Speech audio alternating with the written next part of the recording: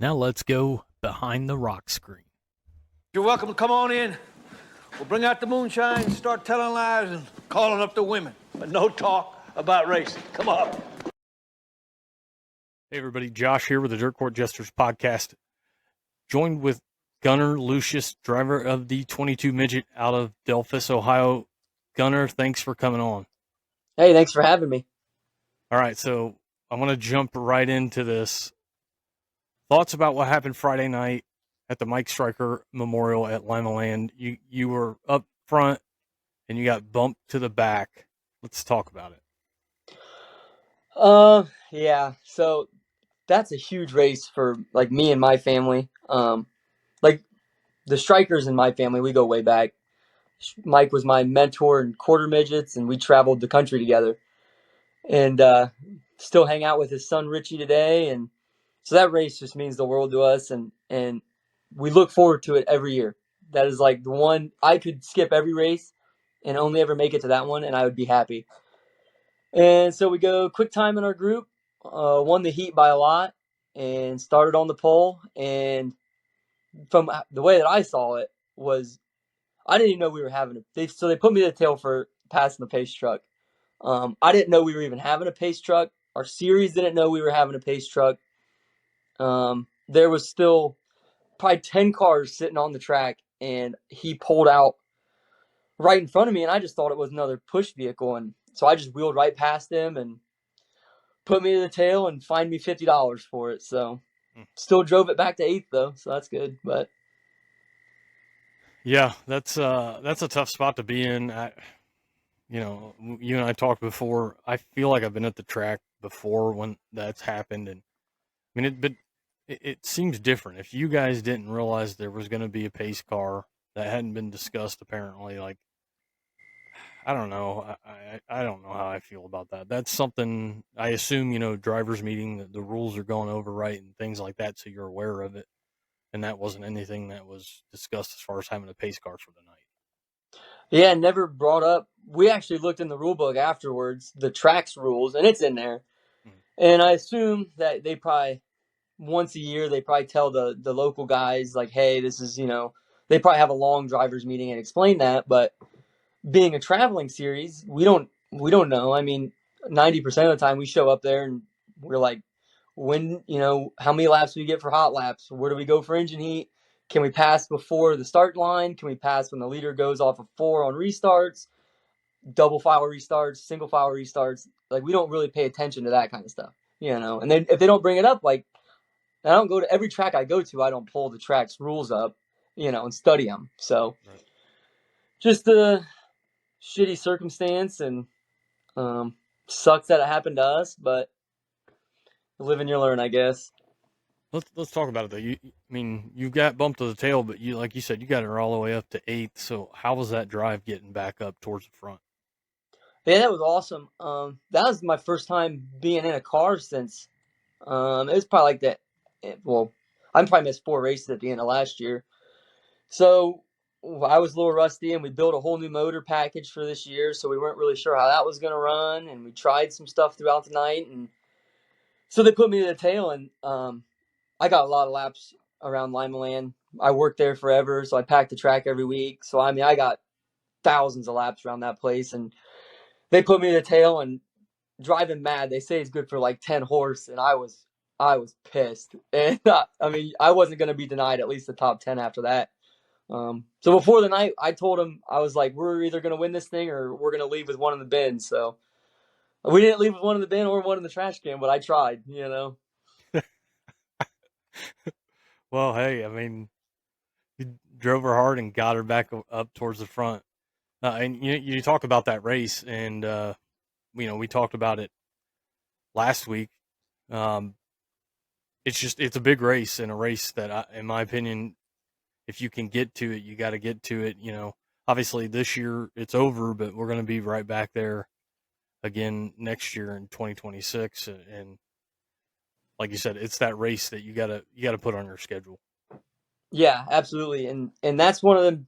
When we get around here and we start racing, around Lima, and we start racing, it seems like cars just come out of the woodworks that you haven't seen in forever, and the 74 camp pulled out a second car out of nowhere, and they were running it. And it's just a big race, and Lima Land gets pretty racy, so it's tough, and that race means a lot to a lot of people. So Yeah, what did you feel? You obviously there were in my opinion there were a couple lines, maybe three at one point, but really the track was in pretty good condition Friday. yeah, that was the best I've seen it in probably since we've been going there. It was kind of like that last year. It was a little rougher, but it was smooth. It had two lines.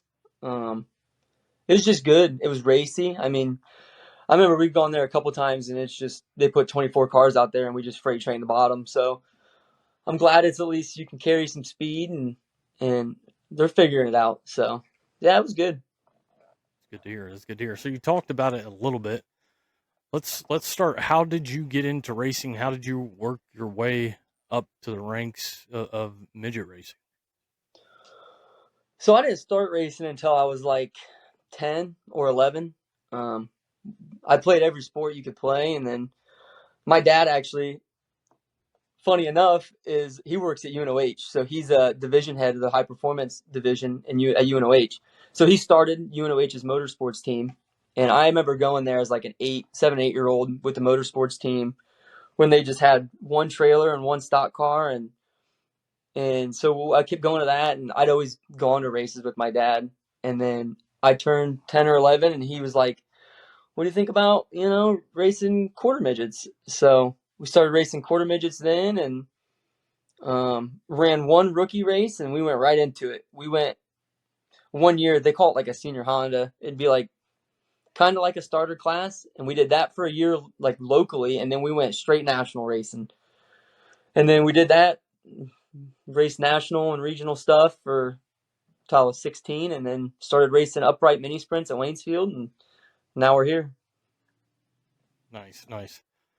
So you looks like you had a busy off season. There was a wedding, and I believe you have a little one on the way. Is that right?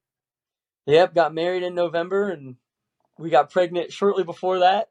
But so yeah, now our baby's due any day now. I was thinking it was going to be today, but any day now we'll be having a baby. So busy off season between that and building race cars, and yeah, it was a busy off season. Well, I feel privileged that you are kind enough to jump on with me if you think the baby might come today. Oh yeah, no, we're good. She's wanted to come too, but no, yeah, we'll be all right. Has it changed the way you had to approach this season? Um, Honestly, I mean, so I always said that, like, when I had a kid, from when we started racing, like, you guess you'd call them big cars. I always said, when I have a kid, I'll race for 4 to 4.5 more years, and then I'm gonna put my kid in the car. I wish I would have started younger. I'm gonna at least give him the shot to do it for a long time. And so this year we were like, I'm having a kid, so that's 4 more years. So every one of us, I mean, it was me and my dad and my friend Spencer work on the car, and we were like, we're just having fun. Like, we said nobody get mad. We got mad last weekend, but we were like, everybody's gonna have fun, and we laughed all night at Lima Land, and so it's just this year we're just focusing on having fun, and it's pretty much it. Nice. It's a good way to go about doing it. So, do you have a favorite track, either as a race fan or one that you have run? Oh, one that we run, probably Paragon. I like Paragon a lot. That fits my style. And Moeller. Moeller's good. Tried to kill me last year, but Moeller's pretty good. Moeller and Paragon, probably. Is there a track that you haven't run at that you would like to run at? Track that I haven't ran at that I'd like to run at. I want to run an IRP in an asphalt car one day. That's what I want to do. I like that answer. I like that answer because I'm old enough to remember when ESPN would carry Thursday Night Thunder and you could watch the midgets race on Yep. asphalt. That was a great time. Yep. I watched the midget race there 1 year, like 10 years ago, and I don't remember who it was, but someone barrel rolled down the front stretch, and it was like, that was awesome. And I don't know, ever since then, like, I like pavement racing. I grew up pavement racing, so yeah, that'd be the one. So is this where you kind of see yourself at it in the midget? Do you want to climb up into a bigger sprint car or another type of race car? Or is there anything else that you're looking at in the future? No, I like where we're at. We ran a modified for a while for a guy. Um, so I mean, I've done a couple other things, but this series is like the people are fun, the racing is good. It's competitive, but it's not like too serious where like you're gonna get punched in the face. You know what I mean? So yeah, I think this is probably with as much time as I have left, I'll probably just ride this one out.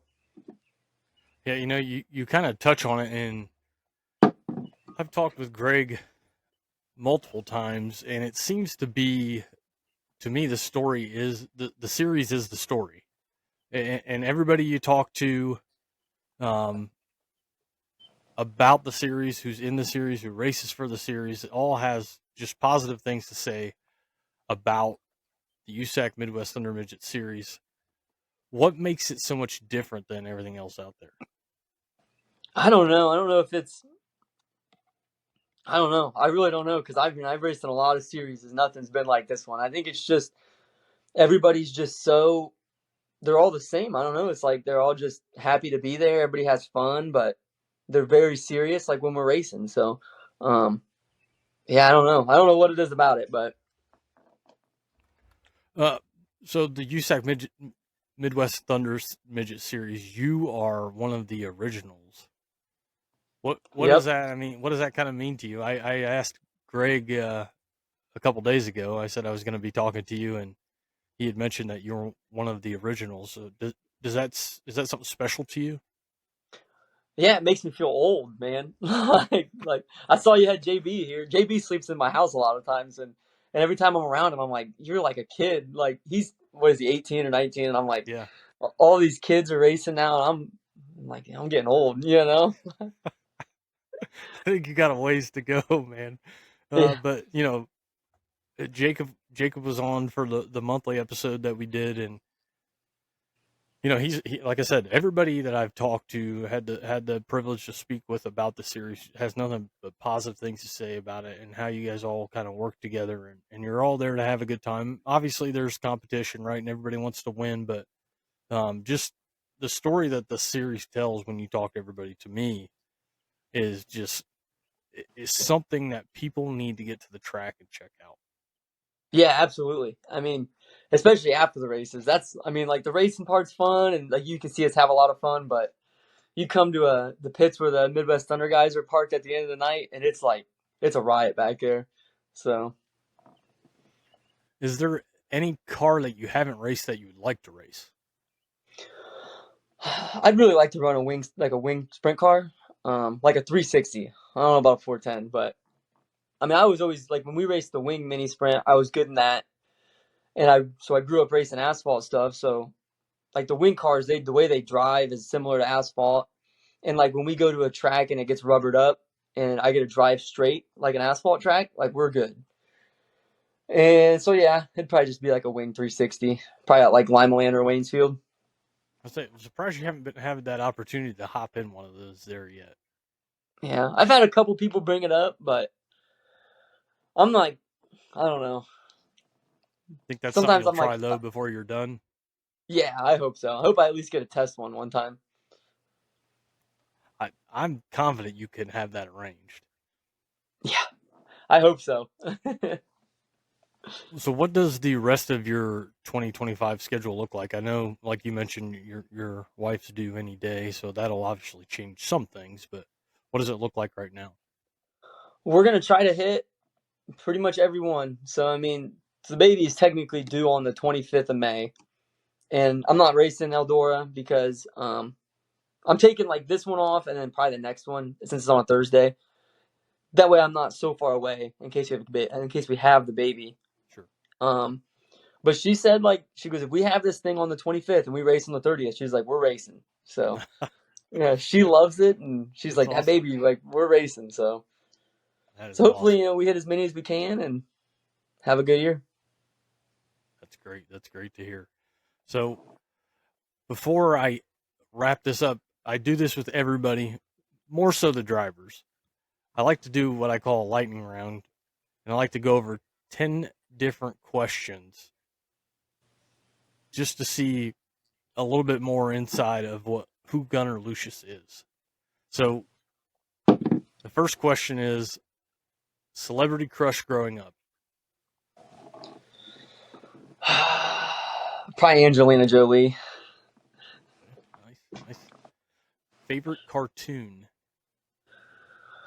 Growing up or right now? Hey, I'll take either, man. I watch a lot of Family Guy. Okay. All right. I think that's been around long enough, right? It probably applies to both. Oh yeah. Do you have a favorite pro wrestler? Rey Mysterio. Oh, It's easy. The 619. All right. Did you get to see Rey Mysterio in WCW? I didn't know. Okay.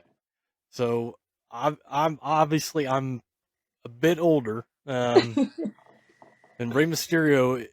If you are so inclined, Rey Mysterio did some stuff in ECW, like old ECW before WWE bought it, and really before he was kind of put on WWF, WWE, whatever you want to call it. WCW, if you go watch some of his old matches there, where it was him and Eddie Guerrero, I think they had quite a few. Him and Chris Jericho there in WCW and Dean Malenko. There's some good stuff in WCW with him. If you're so inclined to check it out one day, I'm gonna check it out as soon as we're off of here and make my wife watch it with I would me. highly suggest it. Do you have a favorite song? Oh, it's Neon Moon by Brooks and Dunn. Oh, nice. Yep. Nice. Do you have a favorite movie? I don't watch a lot of movies. Maybe like I can't even answer it. I don't watch enough movies. It's all right. Favorite vacation spot? We went to St. Martin a couple years ago. That was probably my favorite. I like airplanes, and the airport comes down. You can like basically like 20 foot above is where the airplanes come in. So it was my favorite part of it. So yeah, that's probably it. Very cool. Very cool. Something very few people know about you. I'm a clean freak. It's bad. That's Can't not all sleep at bad, night. though, right? Yeah, I can't sleep at night. Like if I like know there's like a dirty dish like on the like a cup on the coffee table, like I have to get up and go get it. I have a panic attack. I feel like your wife probably appreciates that. She does until I make her clean when I'm not around. She'll be like, "We can't even. There's nothing to clean." I'll be like, "I don't know. Figure something out." Oh shoot! If you could own one car, so you come home, you hit the garage door opener, and the one car that you want to own is parked in the garage, what is that? 71 Hemi Cuda. Is it a specific color? The purple. I remember what it's called off the top of my head. It asked me too quick. You know what I'm talking about. That's all right. Yeah, I got you. Do you have a go-to meal? Now, I understand, and you're going to have to explain this a little bit more. This isn't necessarily, I guess, a lightning style answer. You're a breakfast connoisseur. Is that right? I am a breakfast connoisseur. Funny enough, though, my favorite meal is pizza. Okay. So, yep. All right, we'll add to these questions then. So, your favorite food's pizza. Do you have a favorite pizza spot? There's a place in Cleveland called El Rion, and it's the best pizza I've ever had in my life. Wow. All yep. Right. So, I've been to New York I've been to New York like 10 times, and that pizza doesn't compare. So. Okay. Do you get down to Dayton at all? I don't. Nope. Okay. If you ever get down to Dayton, I mean, I don't know, like, if you're picky about like how your pizza has to be, but there's a couple spots down here. There's a place called Marion's that cuts like really small squares. There's a place called Old Scratch, which makes like the Neapolitan, like the New Haven style pizza. Those are a couple spots. There's a new spot that opened up in a suburb of Dayton called Redbird that is really good. So I'm gonna if you're mark them ever down in down. Dayton, there's some pizza spots down here. So how does one become a breakfast connoisseur though? You got to fill me in. So I have a lot of long nights. Hitting the cooler, So like I always wake up and I just hammer as much breakfast food as I can. So that was always the joke, like in college. So Do you have a pretty favorite much it. breakfast spot? IHOP, dude. It's Oh, the okay, best. okay, all right. Oh Um, shoot.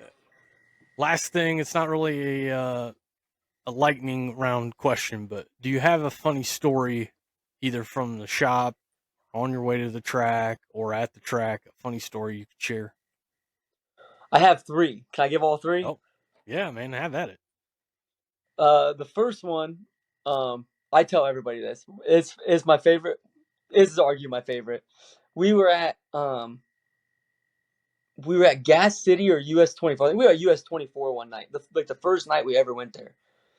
And we roll out, they push us out before the feature, and my dad doesn't say a lot of words. He's like pretty, and we roll out, they're pushing, they're spreading us around the track, and he pushes me and parks me in turn one. And we were debating like before the feature, like, we got the setup right, and I stop and I bang it into gear, and he pulls up next to me and just looks at me and goes, "I think we fucked up on the setup, buddy," and then just drove away. And I'll never forget it. I was just like, "What?" That was a good one. We went to Moeller 2 years ago, and we ended up running like fourth or fifth.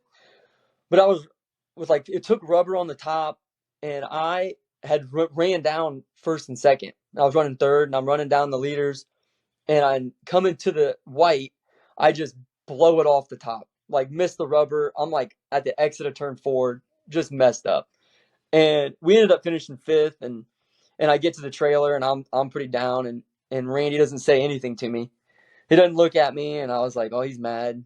And so we load the car up, don't say a word to each other, and we get in the truck to start. We had to go to Atomic the next night, so we're driving to the hotel, and it's like midnight, 1 a.m., and we're driving for like 20 minutes, and he just doesn't. There's no radio. Our radio doesn't work in our truck, and he just driving. He looks over and goes, "You sure you want to keep doing this?" And I was like, "Brother, we just ran fifth. Like, that's a good night. Like, you know what I mean?" Oh, yeah. Those are probably the two most appropriate ones. Yeah, he's got a couple really good sound bites. did did you decide the third one we shouldn't tell? Yeah, I probably shouldn't tell. That's all right. Those two are good. I'll take it. Wrapping it up here, Gunnar. Where can everybody follow you on social media? Do you have any merchandise and sponsors that you would like to thank? Yeah, you can follow me on Instagram and Twitter. It's just glucius22. Facebook's just my name. It's just my personal account, but I basically only talk about race cars on there. I got hats. I got 22 Skunk Works hats. That's a whole other thing. It's more like a running joke with the 22 Skunk Works. But yeah, I got cool like box logo hats. And then sponsors. We got OEM Auto Recyclers, Tim Stout. Bell helmets. I got all these cool Bell helmets up here. You can kind of see them. Oh yeah. Who else we got? Oh, you asked me too quick. Pits and Barter Supplies, Rustic Cafe, White's Honda, Toyota, and Lima, Kearns Ford, Lincoln, and St. Mary's, High Speed Titanium. I think that's all of them. Oh, T Graphics helmet painting. Paints all my cool Bell helmets. So, yep, that's it. Very, very nice. Well, Gunnar, I appreciate you hopping on. Congratulations on the little one to come, and best of luck the rest of the season. Hey, thanks so much. Thanks for having me.